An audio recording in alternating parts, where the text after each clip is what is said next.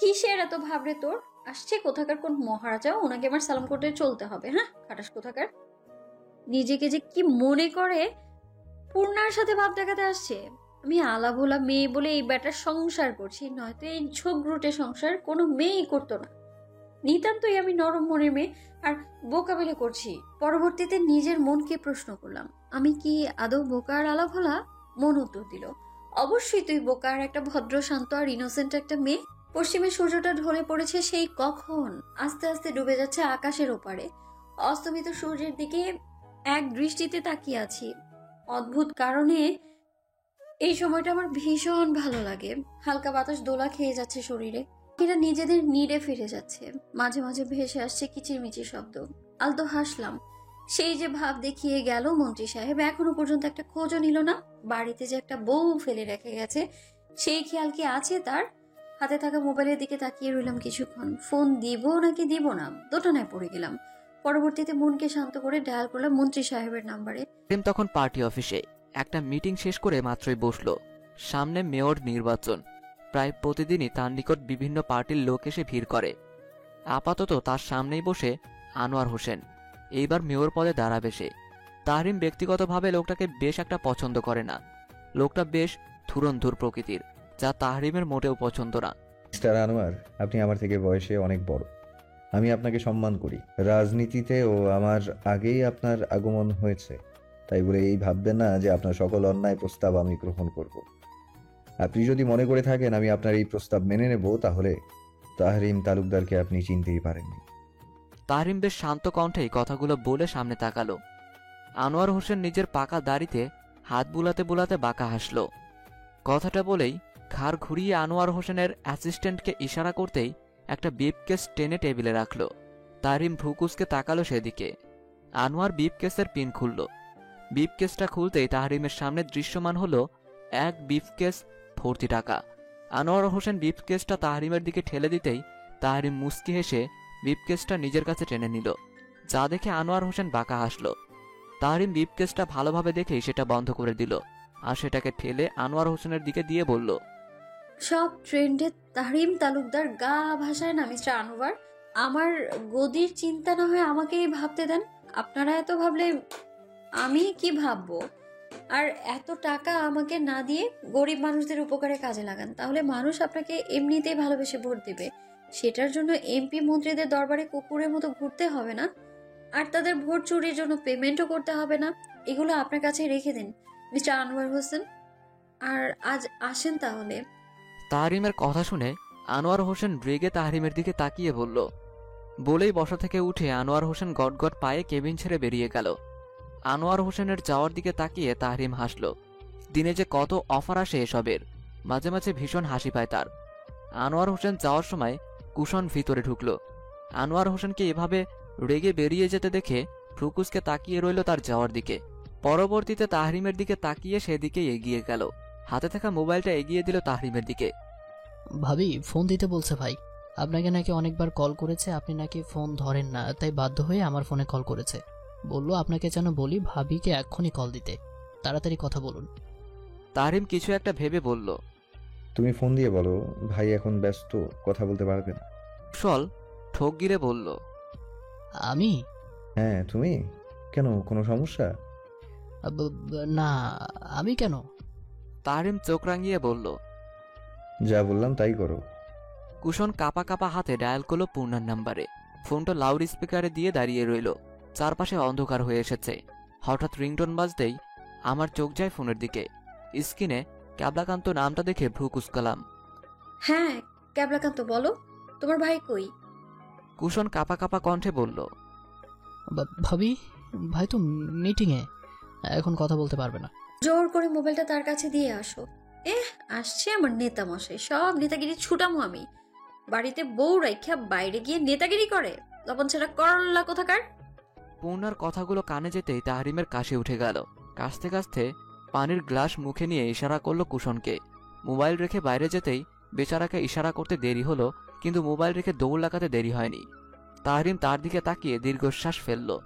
কেন যে ছেলেটা পূর্ণাকে এত ভয় পায়, মোবাইলের দিকে এক পলক তাকিয়ে সেটাকে কানে ধরল। গম্ভীর কণ্ঠে বলল, কি হয়েছে তোমার? এতবার কল করছো কেন? হ্যাঁ, আমি না তোমাকে জ্বালাই? তাহলে আবার আমাকে ফোন করো কেন? হ্যাঁ, আমি আমার জামাইকে ফোন দিছি। আমার 10টা না 5টা না একটা মাত্র জামাই। আমি ফোন দিলে আপনার কি? আপনার এত চলে কে? হ্যাঁ, আমার জামাইকে আমি জ্বালাবো? আসছে আমার সাথে নেতাগিরি করতে। শুনুন মন্ত্রী সাহেব, এই পূর্ণার সাথে নেতাগিরি করতে আসবেন না একদম। আমার একটা আর্টিকেল আছে, বুঝলেন? আপনার মন্ত্রী সাহেব মন্ত্রীগিরি একদম বের করবে কিন্তু।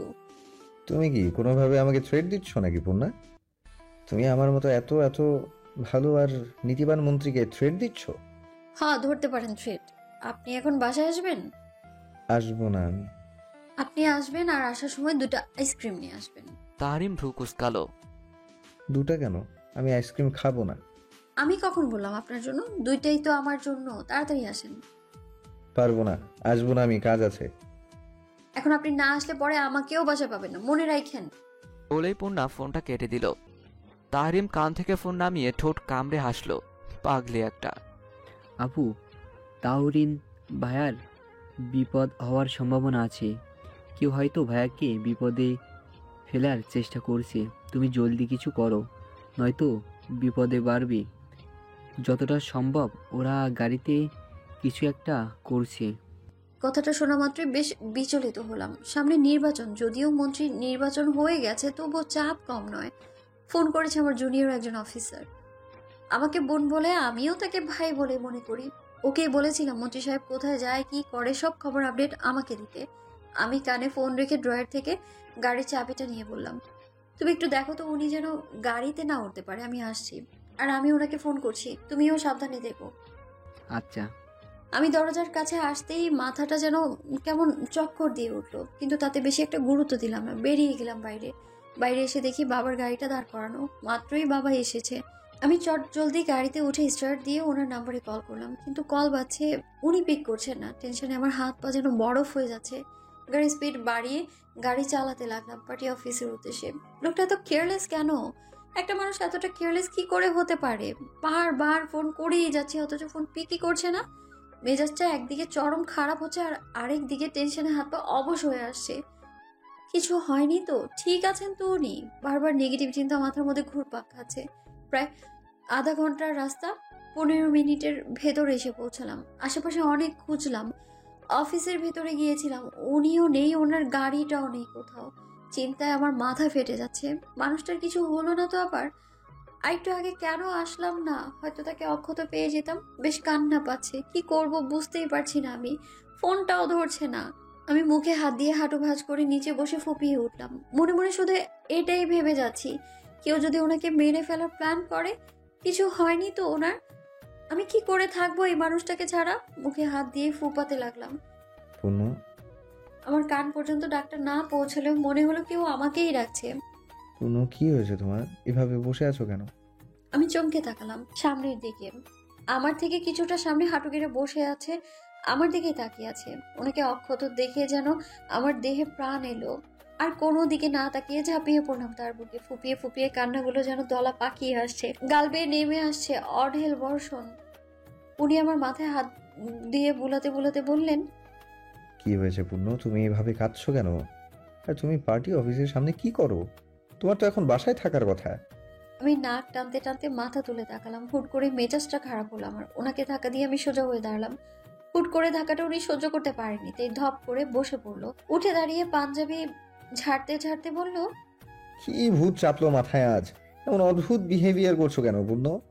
আমি চোখ গরম করে ওনার দিকে তাকিয়ে বললাম, ফোন কোথায় আপনার? আমার কথা শুনে তাহরিম দ্রুত পকেটে হাত দিয়ে ফোন বের করে অন করে স্ক্রিনে তাকিয়ে দেখে পূর্ণার নাম্বার থেকে প্রায় 20+ মিসড কল। তাহরিম জিভে কামড় দিয়ে মিনমিনে কণ্ঠে বলল, আমি সরি বউ, হাতে চাপ লেগে কখন যে সাইলেন্ট হয়ে গেছে বুঝতেই পারিনি। এটা এত জরুরি কি হলো যে এতগুলো ফোন করলা? চোখ গরম করে তাকিয়ে বললাম, দরকার অদরকার সেটা পরের বিষয়। আগে আপনি বলেন ফোন ব্যবহার কেন করেন? ফোন যদি সাইলেন্টই রাখতে হয় তবে কাল থেকে আর ফোন আনারই কোনো দরকার নেই। অযথা বোঝা বাড়িয়ে লাভ কি বলেন? ঠিক বলিনি মন্ত্রী তাহরিম তালুকদার? উনি খানিকটা এগিয়ে এসে মিনমিনে কণ্ঠে বললেন, সরি তো, আর করবো না এমন। এই যে কানে ধরেছি। বলেই কানে ধরতে যাবে, আমি আশেপাশে তাকিয়ে দেখি অনেকেই তাকিয়ে আছে আমাদের দিকে। আমি তাহরিমের হাত ধরে বললাম, ভুলে যাবেন না এটা পাবলিক প্লেস, আর আপনি একজন সম্মানিত ব্যক্তি। এসব বাচ্চামো পাবলিক প্লেসে আপনাকে মানায় না মন্ত্রী সাহেব। কথাটা বলে ঘুরে গাড়ির দিকে যেতে নিব, কি জানি হলো, হুট করে ভীষণ কান্না পেল। এমন শুধু আজ নয়, বেশ অনেকদিন যাবতই মুড সুইং হচ্ছে। হুট করেই রেগে যাচ্ছি, তো আবার হুট করেই কান্না পাচ্ছে, মানে কোনো কারণ ছাড়াই। আমি ফুপিয়ে উঠলাম। তাহরিম দৌড়ে এসে আমাকে এক হাতে জড়িয়ে ধরে বলল, কি হয়েছে বৌজান, তুমি এমন করছো কেন? কি হয়েছে বলো আমাকে, কি জন্য কান্না করছো? কষ্ট হচ্ছে কোথাও? উনি আমাকে নিয়ে গাড়িতে উঠতে যাবে, আমি বললাম, এটা না, আমি আমার গাড়িতে যাব। উনি পাল্টা আমাকে কোনো প্রশ্নই করলেন না। আমার মুড অফ দেখে হয়তো কিছুই বললেন না, আমাকে জড়িয়ে ধরে আমি আমার আনা গাড়িতে বসিয়ে নিজেও বসে স্টার্ট দিল, আর ড্রাইভারকে বললো গাড়িটা ভালোভাবে চেক করে বাসায় নিয়ে আসতে। উনি গাড়ি চালাচ্ছে, হঠাৎ আমার কেন জানি মনে হলো আমাদের গাড়িটা কেউ ফলো করছে পেছন থেকে। মন্ত্রী সাহেব, বউ। আমার কেন জানি মনে হচ্ছে আমাদের গাড়িটা পেছন থেকে কেউ ফলো করছে। উনি আমার কথা শুনে লুকিং মিরর দিয়ে পেছনে তাকালো, একটা কালো মাইক্রো আমাদের পেছনে। উনি বাসার গলিতে না ঢুকে অন্য একটা রাস্তায় ঢুকলো, কিন্তু মাইক্রোটা তো পেছনে পেছনেই আসে। বলছিলাম না মাইক্রোটা ফলো করছে। উনি স্পিড বাড়িয়ে একটা রাস্তায় উঠলো। গাড়ি ব্রেক করতে গিয়ে মনে হলো ব্রেকটা যেন কাজ করছে না।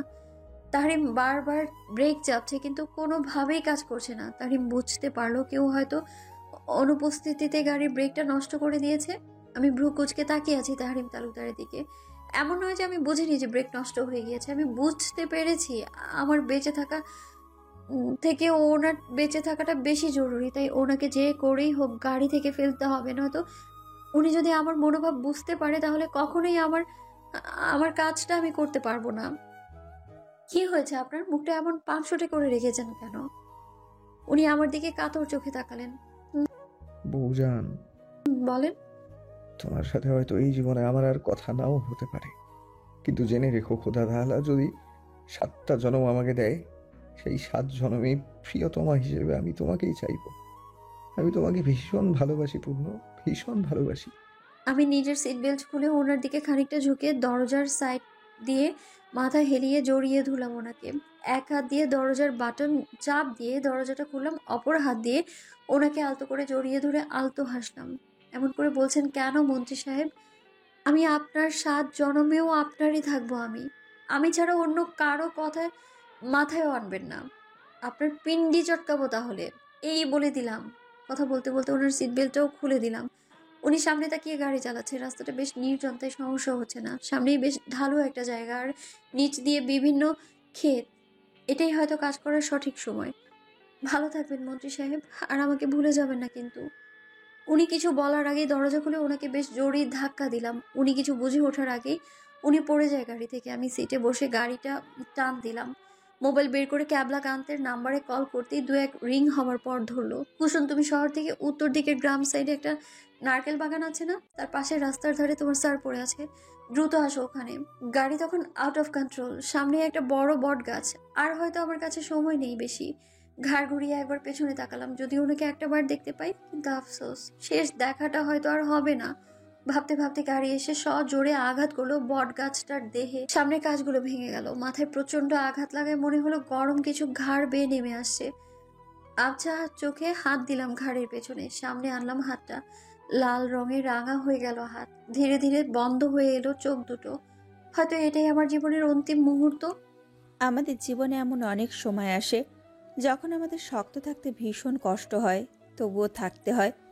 জীবনে সব সময় সব কাজে মিরাক্কেল হয় না, ভাগ্যকে মেনে নিতে হয়, আর ওপরওয়ালার উপর বিশ্বাস রাখতে হয়।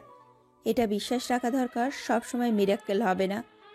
অবশ্যই খোদাতালা সর্বোত্তম পরিকল্পনাকারী, সে নিশ্চয়ই সব কিছু ভেবেই করছেন, এবং যাতে তোমার মঙ্গল হয় সেটাই করবেন উনি। বিশ্বাস রাখো তাহরিম, ভেঙে পড়ো না। তাহরিমের কাঁধে হাত রেখে ধীরে ধীরে মেহেরিন তালুকদার কথাগুলো বলল। তাহরিম মাথা নিচু করে হাসপাতালের করিডরে বসে আছে, মাথায় তার ব্যান্ডেজ। গাড়ি থেকে পড়ে গিয়ে মাথায় বেশ আঘাত পেয়েছিল সে, জ্ঞান হারিয়েছিল তখনই। জ্ঞান ফেরার পর নিজেকে হাসপাতালের বেডেই আবিষ্কার করে তাহরিম। হাতে পায়েও চোট লাগে তার। জ্ঞান ফিরতেই শুরু হলো তার পাগলামি। বারবার একই প্রশ্ন, পূর্ণা ঠিক আছে তো? তার পূর্ণ কোথায়? কেমন আছে তার পূর্ণ? যার উত্তর ডক্টররা দিতে পারছিল না, যার দরুন আরও বেশি পাগলামি শুরু হয়েছিল তার। পুরো হাসপাতালে সমস্ত ডক্টর আর নার্স, রোগীরা পর্যন্ত ছলছল চোখে তাকিয়েছিল তাহরিমের দিকে। তার করা পাগলামির সাক্ষী হয়ে দাঁড়িয়েছিল কে না চেনে তাকে, সদ্য হওয়া তরুণ মন্ত্রী তাহরিম তালুকদার। ডক্টররা এক প্রকার বাধ্য হয়েই তাহরিমকে ওটির সামনে নিয়ে এসেছে। একজন শক্ত সামর্থ্যবান রাজনীতিবিদ, যার কণ্ঠে শরীরের পশম দাঁড়িয়ে যায় হাজার তরুণের, বড় বড় পদস্থ কর্মকর্তাদেরও চোখের ইশারায় বসিয়ে রাখে। আর সেই তরুণ মন্ত্রী তাহরিম তালুকদারকে যেন চেনার উপায় নেই। মিনমিনে কণ্ঠ আর অসহায় চাহনি বুঝিয়ে দিচ্ছে আর সে কতটা অসহায়, তাও একজন নারীর জন্য। একজন নারী কি না পারে। এত গাম্ভীর্যপূর্ণ একজন পুরুষকেও এক নিমিষে অসহায় বানিয়ে দিল, পাগল বানিয়ে দিল এক নিমিষেই, যার পাগলামির সাক্ষী সাধারণ জনগণ। তাহরিমকে ওটির সামনে বসাতেই সে একদম নিস্তব্ধ হয়ে গেল, একটা কথাও বলল না। এক পলক ওটির দরজার দিকে তাকিয়ে মাথা নিচু করে বসল। একদম নিস্তব্ধ সে। নিস্তব্ধতা যেন ঘিরে ধরল চারপাশ থেকে। তাহরিমের ভেতরে কি পরিমাণ ঝড় বয়ে যাচ্ছে একমাত্র সেই জানে। পুরুষ মানুষের নাকি কাঁদতে নেই, তবে আজ তাহরিমের ইচ্ছে করছে তার পূর্ণর হাতটা জড়িয়ে কাঁদতে। ভীষণভাবে কাঁদতে ইচ্ছে হচ্ছে তার। অসহায়, আর সে বড্ড অসহায়। তালুকদার বাড়ির প্রায় সবাই উপস্থিত হাসপাতালে। নিজের পাশে কারো উপস্থিতি টের পেয়ে পাশে তাকালো তাহরিম। তানজিমকে দেখে আবারও নিচের দিকেই তাকালো তাহরিম। তানজিম কিছুটা হলেও বুঝতে পারছে তাহরিমের মনের অবস্থা। ভাইয়া, তাহরিম কোনো রেসপন্স করলো না। চিন্তা করো না, আপু সুস্থ হয়ে যাবে। দেখো তুমি, কিচ্ছু হবে না আপুর। তাহরিম তানজিমের দিকে তাকালো। তানজিম জোরপূর্বক হেসে বলল, ভাইয়া চলো একটা প্ল্যান করি। পূর্ণ আপু সুস্থ হলে আমরা সবাই মিলে রাঙামাটি যাব, নাকি কক্সবাজার, কোনটা? আচ্ছা ভাইয়া বলো বলো তো, আপু কোথায় চয়েস করবে? রাঙামাটি নাকি বান্ধবন, আর নাকি কক্সবাজার? আমার তো মনে হচ্ছে রাঙামাটি। তাহরিম ছলছল চোখে তানজিমের দিকে তাকালো। জানিস তানজু, তোরা পুরো এই অবস্থার জন্য আমি দায়ী। সব আমার জন্য হয়েছে। আমি যদি ফোনটা ঠিক মতো পিক করতাম তাহলে হয়তো এটা হতো না। আর না, আমাকে বাঁচাতে গিয়ে নিজে গাড়ির ভেতরেই রয়ে গেল। আমি একদম বুঝতে পারিনি ও আমার সাথে এমনটা করবে। এত খারাপ কেন ও বলতো? পূর্ণ কি জানে না ওকে ছাড়া আমি অসহায়? আমি বাঁচতে পারবো না ওকে ছাড়া। ও ও তো জানতো এটা, বল।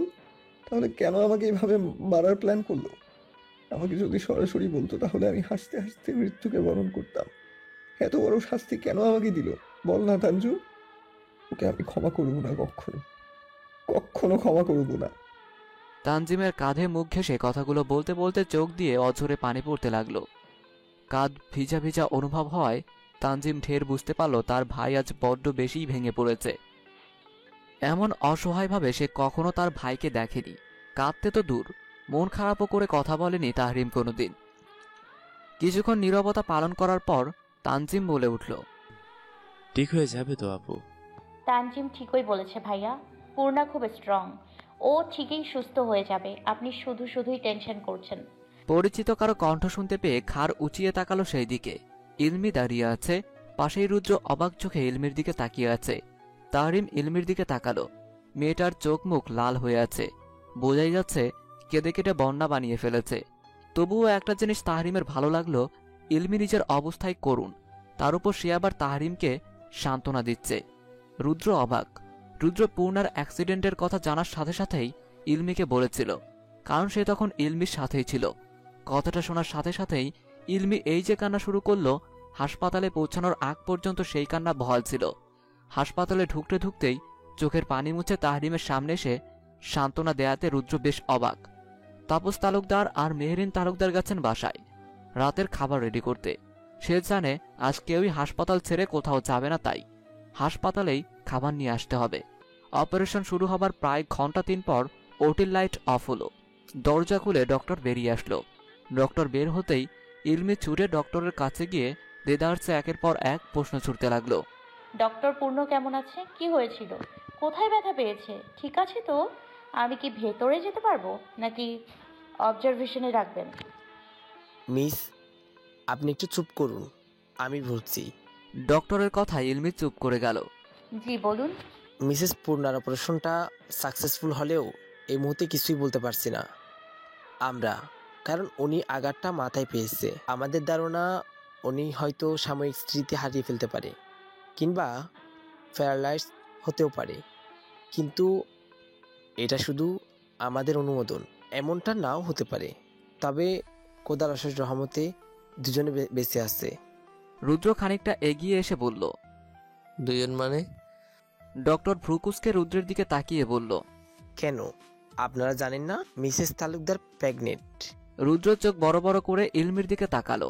ইলমি যেন ডক্টরের কথা শুনতেই পেল না, এমনভাবে রুদ্রের দিকে তাকালো। রুদ্র পিছনে তাকিয়ে দেখে তাহরিম এক দৃষ্টিতে সামনের দিকে তাকিয়ে আছে, আর তানজিম মুখে হাত দিয়ে চোখ বড় বড় করে রুদ্রের দিকে তাকালো। তাহরিমকে ধাক্কা দিয়ে বলল, খুশিতে চিৎকার দিয়ে বলল, ভাইয়া শুনছিস? আমি চাচ্চু হব, ছোট ছোট হাত পা নাড়িয়ে খেলবে, আর আমি তাহরিম লাফিয়ে উঠে বলল, চাচ্চু